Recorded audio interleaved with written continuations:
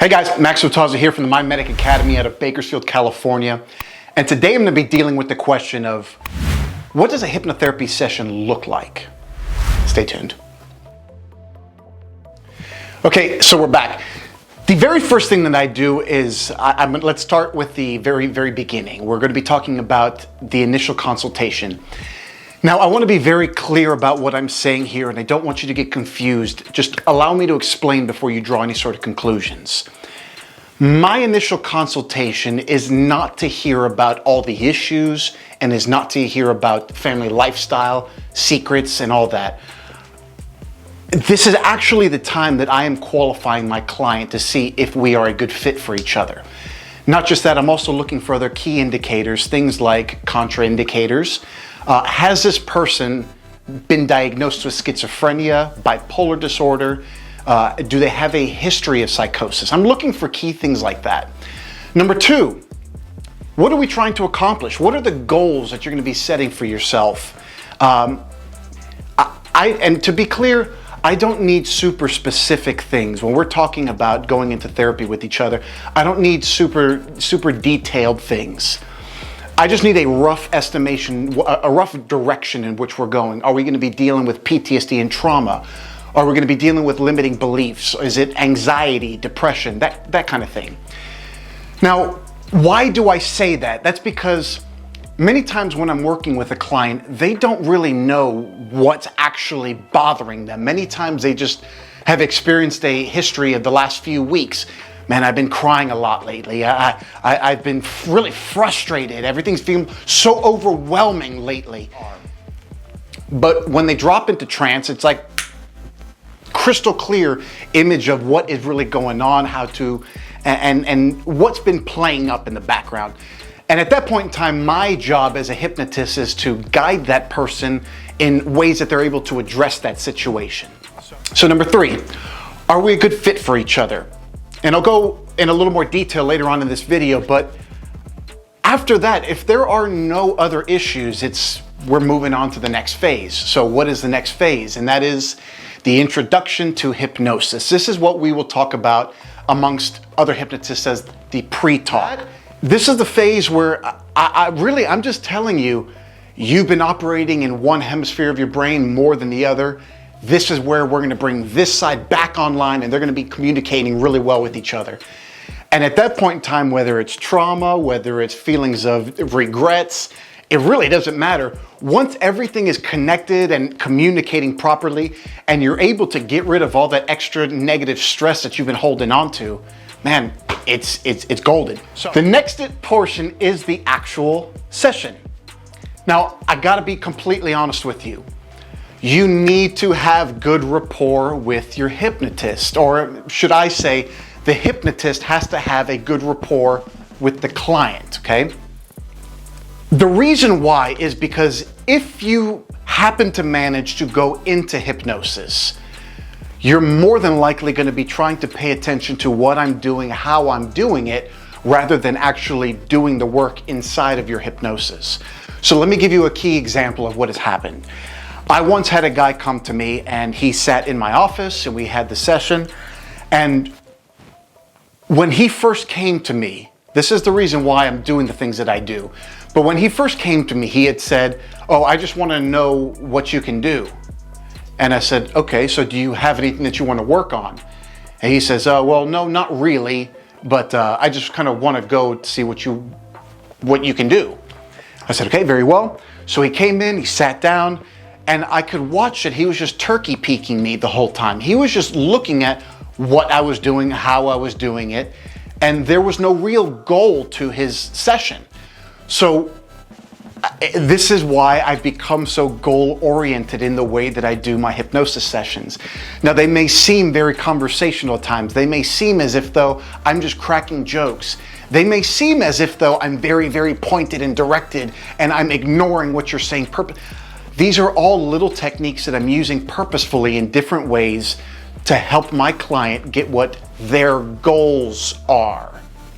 So once we have all that clarified, once we have all that understood, now we're getting into the actual session. This is where I say, taking a nice big deep breath, close your eyes, and sink into your hypnosis now. Now, this is the very beginning of what I do, but I will always start with an emotional detox. I want my client to be able to search over their mind, their body, spirit, soul, entity, energy, whatever you want to call it, okay? I want them to have the opportunity to clear out the fights of life. I know it's not properly spelled, but it's feelings, images, thoughts, emotions, and sensations. And I want them to be able to imagine that they're all leaving their body, that all this stored up stress, energy, negativity is now leaving their body. Okay, now we get to the place where we're starting to work on the client's goals.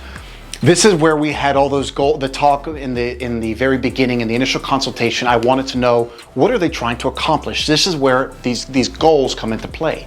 And I get to employ all sorts of different techniques, from visualization, from tapping, from making your eyes move left and right. There's a whole litany of different techniques that a hypnotist has in his arsenal to help you become the very best version of you can possibly be.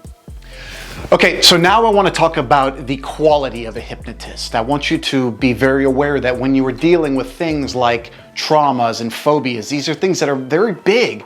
You need to find somebody who has experience. Well, Max, how do you know if a hypnotist has experience? Do you just look on their wall and they have like a little certificate? Sadly, that's not what you can do, because the honest truth, whether it's fortunate or unfortunate, is you have online hypnosis courses that you can take, and you can earn yourself a little piece of paper having never worked with a single person. So what do I look for in a hypnotist to know whether or not they are experienced in their field? So number one, I'm looking for social proof. Do they have reviews? What are people saying about this person? I'm looking in that realm. Is this somebody who I want to go to that people feel comfortable with, or are there negative reviews saying, oh, he's impatient, he doesn't listen, he doesn't da da da da da da da. So take that into consideration. The next thing I want you to take into consideration is your hypnotist talking about using scripts? Ooh, this is a tough one. Max, why are you making such a big deal about scripts? Well, because in hypnotherapy, it requires a hypnotist to work with a client, not a piece of paper working with a client. Let me explain why this is such a big deal. A script is just a piece of paper with words on it. All this script does is it gives them the format in which they're able to guide their person, their client, their subject into a place of hypnosis. That's it. It goes no further. What ends up happening is that people start trying to add on to this because they feel comfortable with reading from a script. Well, what happens when you have somebody who breaks down crying, throws themselves on the floor? How do I deal with that when I have a script? Go talk to some of the biggest hypnotists in the field. Guys like Carl Smith, people like Melissa Tears, Mike Mandel, Freddie Jacquin. They are not using scripts. Many of them are saying, go burn your scripts. Why? Because scripts are basically training wheels for training hypnotists. They're not meant to be used long term. They're not meant to be used with clients. They're not meant, okay? This is where the experience really shows its proof. Is I don't have to, and now I'm walking down a winding road and there is a seagull that is stopped on the, do you see what I'm saying? It's awkward, it's weird, rather than just being able to say, that's it, close your eyes now. Just allow yourself to sink and settle into your chair now. Just allowing yourself to let go of all those things that have been holding you back. Do you see how different that feels? The emergence phase. During this phase, this is where the client, the subject, friend, again, whoever it is, this is when that person will begin to open their eyes. This is where they will be able to look around. Are they awake? Yes. Are they in hypnosis? Yes. I also use this emergence phase, this eyes open stage. I use this inside of my sessions. There are many times that I will pull a person in and out of hypnosis, and while they have their eyes open, I will have them visualize things. I will have them do things in a certain way so that they're able to not just be successfully healed in my therapy room, but they're able to do it on the outside world as well. So I'm integrating it on many different levels. Now, if there are any things that are still happening, this is where you calibrate. This is why you check your work. This is why you will ask the client to, now I want you to go back to that initial thought, memory, feeling, sensation, whatever that was in the beginning, and tell me, do you still feel that same way, or has it changed? Is it different now? I am doing a couple things. Number one is it is a suggestion that it's different now. It's no longer the same. It's changed.